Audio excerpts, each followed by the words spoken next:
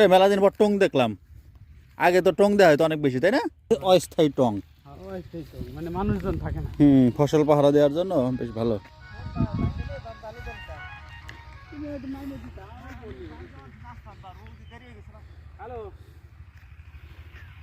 আমরা এই যে তোমার তো দেখা যাচ্ছে যে আমরা চলে এসেছি কি করতে জানি, আসলাম আমরা পেঁয়াজের কালি ভাঙতে।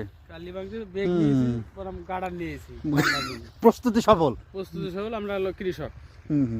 গাড়ার ওই পলিথিন ব্যাগ আছে না, ভালো ব্যাগও আছে। এখন আমরা নাইমে পড়বো কালি ভাঙার জন্য। গাড়া নেন, দাও আমার দাও। দুটো দিচ্ছি আপনার। ওকে, আমি দুটো গাড়ার পাইছি, এবার নাইমে পড়ি, দেখা যাক কেমন অবস্থা।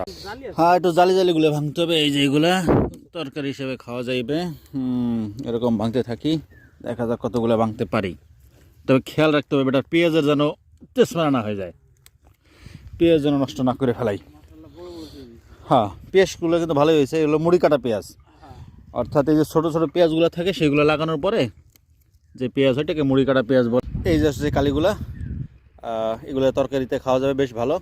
অনেকে পেঁয়াজের হাই বলে, পেঁয়াজের শাই বলে, আমাদের কি বলে পেঁয়াজের শাই, হ্যাঁ বাংলা কালিও বলে। ওই যে আমার চাচাই তুলতেছে, আমিও তুলতে থাই, সে কিন্তু আগাই গেছে। আমি এবার মোবাইল রাইখা শুরু করব, নাইলে পিছিয়ে পড়ে যাব। ঠিক আছে, এই যে এইগুলা এরকম ধরে এবার দিলে ভেঙে যাচ্ছে। ঠিক আছে, এবার তুলে আমরা এই যে তুলে ফেলছি। কবার দিতে কই দেখাও, এক বোঝা তুলে ফেলছি আমরা। কতবারগুলো খুব খুব মজা হবে, তাই না এগুলো খাইলে এখন? ঠিক আছে, চলো। পেঁয়াজের শাহী কালি তুলে ফেলছি।